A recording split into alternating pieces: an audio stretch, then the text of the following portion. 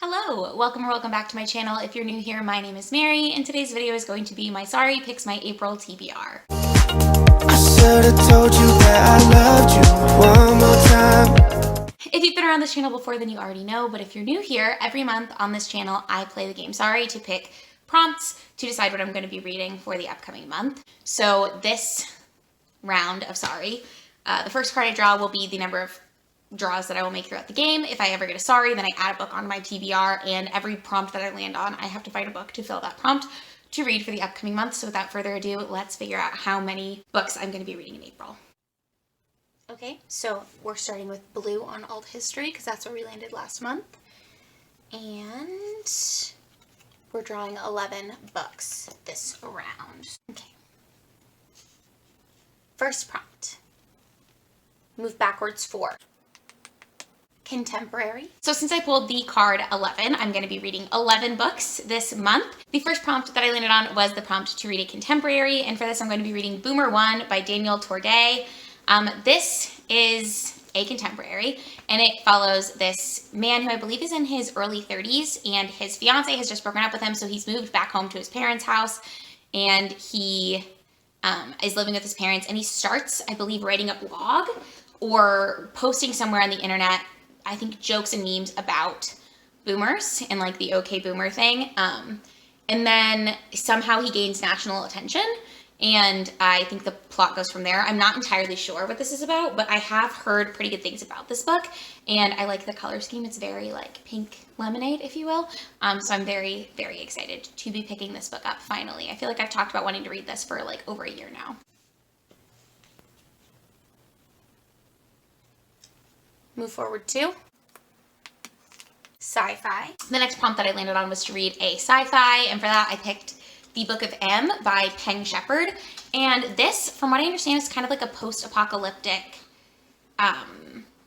tale where I think people get this disease, and if you live through the disease, you lose your memories, but you gain magic, is what it sounds like. So I am not entirely sure, but I believe it is post-apocalyptic, and it has something to do with memory loss and getting special abilities. I haven't really heard very much. I've heard of this book, but I haven't heard very many things about it, so I don't know much more than that, but I am very excited to be reading this in April as well. Move forward 11. Owned TBR. The third prompt that I landed on was to read a book from my owned TBR, and for this, I'm going to be reading a book that is on my Kindle.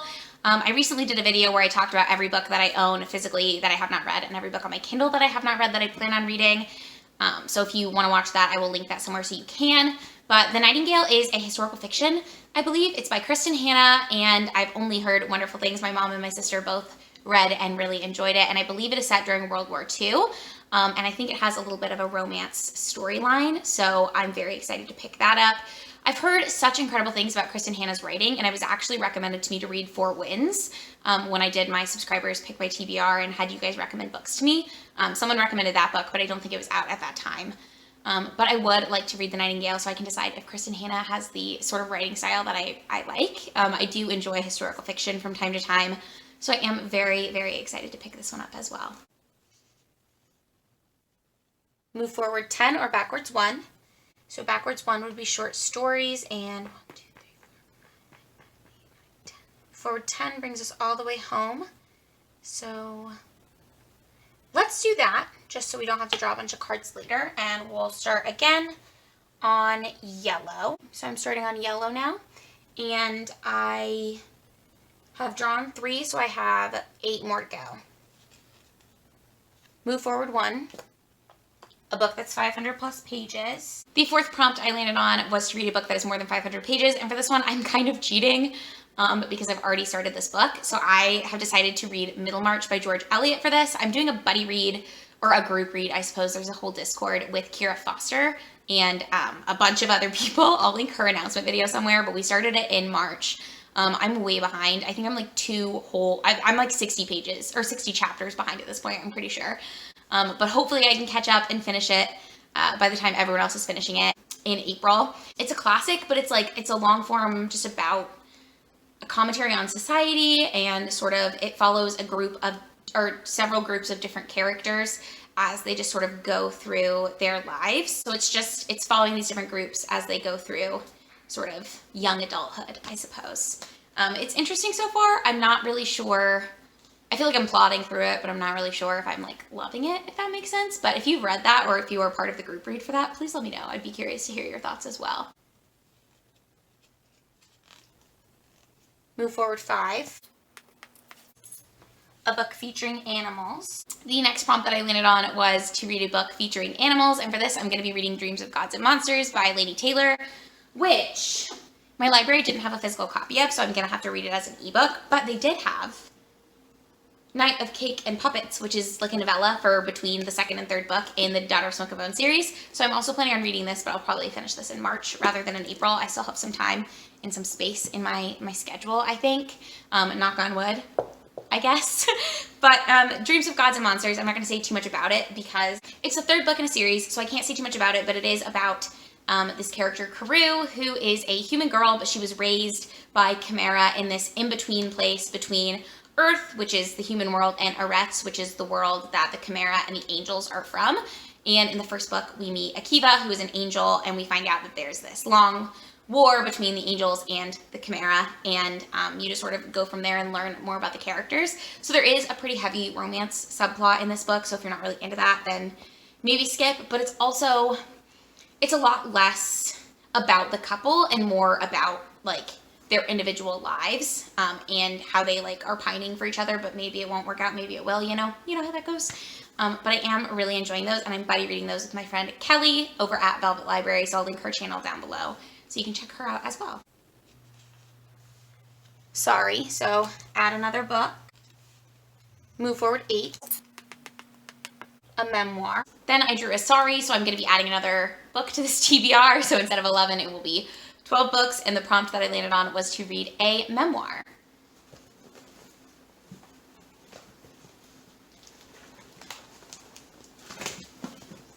And the memoir that I chose is The Awkward Thoughts of W. Kamau Bell. And I am not familiar with W. Kamau Bell as an actor maybe, or director, but I do know he's a comedian, and he has his own show called The United Shades of America.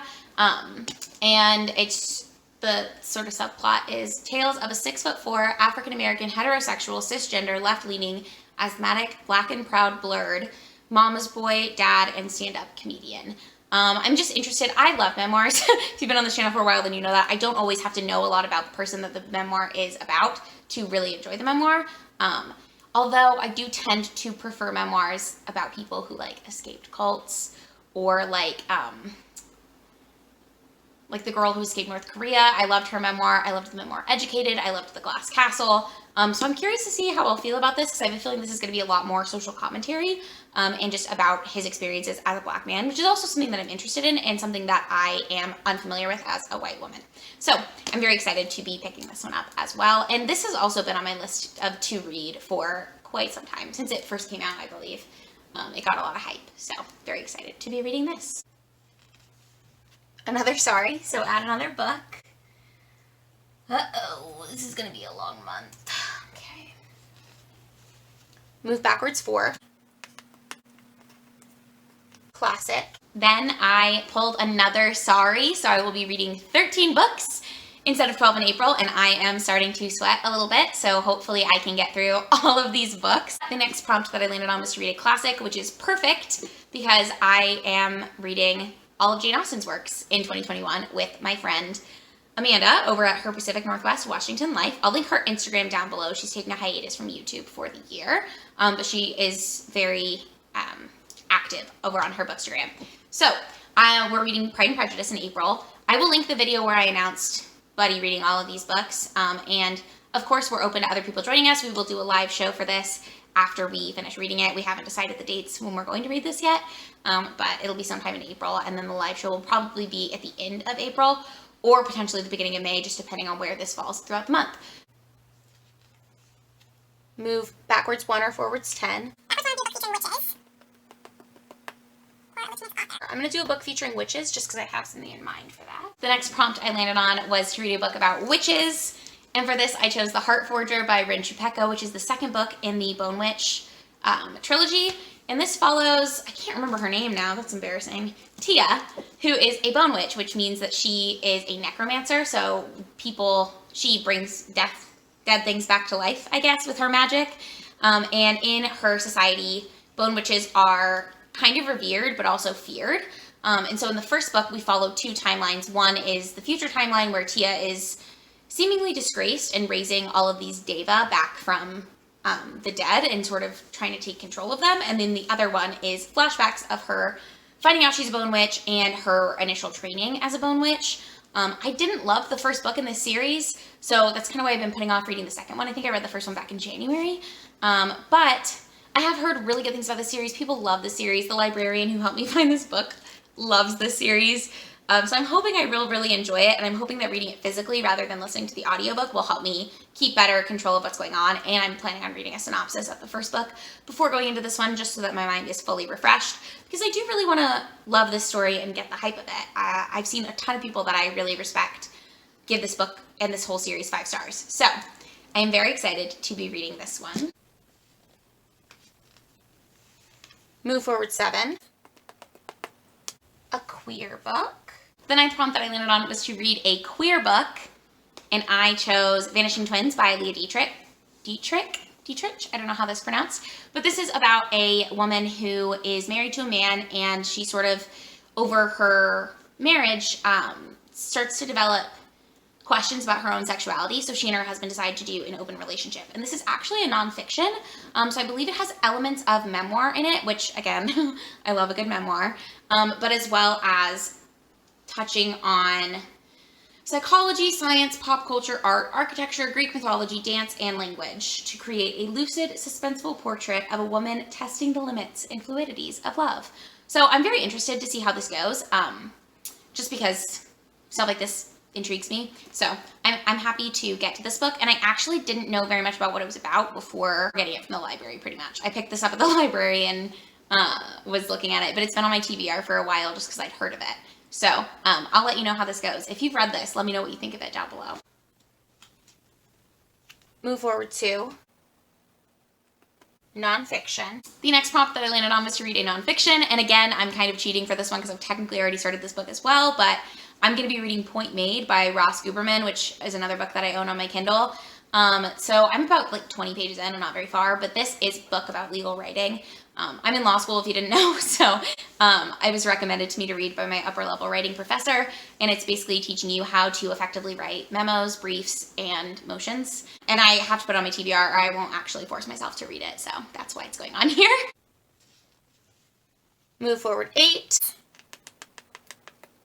Short story collection. The 11th prompt that I landed on was to read a collection of short stories, and for this I'm going to be reading Wake Siren, Ovid Resung by Nina McLaughlin.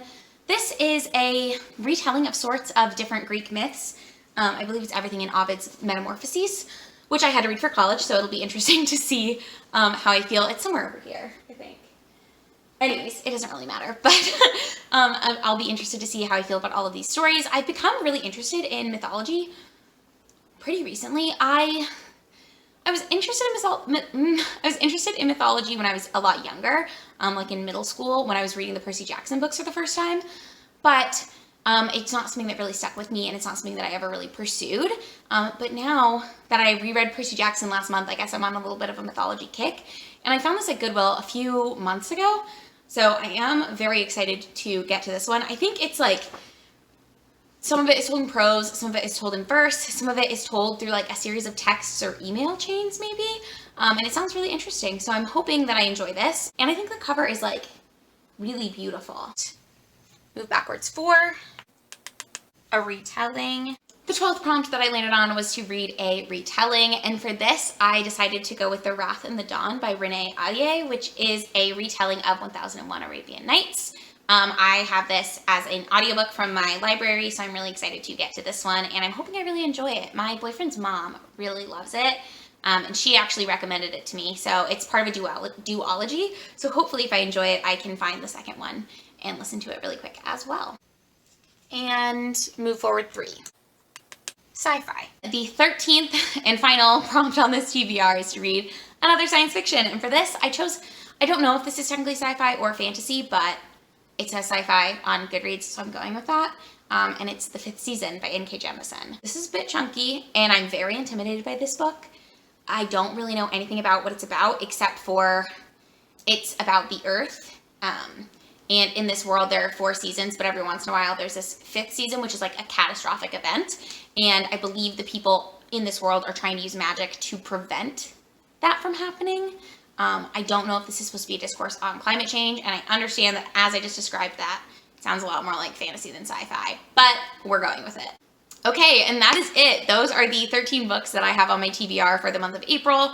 As always, there might be things that I slip in here and there for whatever reason, because I hate myself, I guess. But hopefully I can get to all of those books this coming month. Please let me know in the comments down below if you've read any of these books and what you thought about them. Also, let me know what you are planning on reading for April. If you enjoyed this video, make sure to give it a thumbs up. It really helps me out. And if you would like to, you can go ahead and subscribe to my channel. I post 2 bookish and lifestyle videos every single week, and I would love to have you around for those. So without further ado, I will see you in my next video. Bye! I should've told you that I love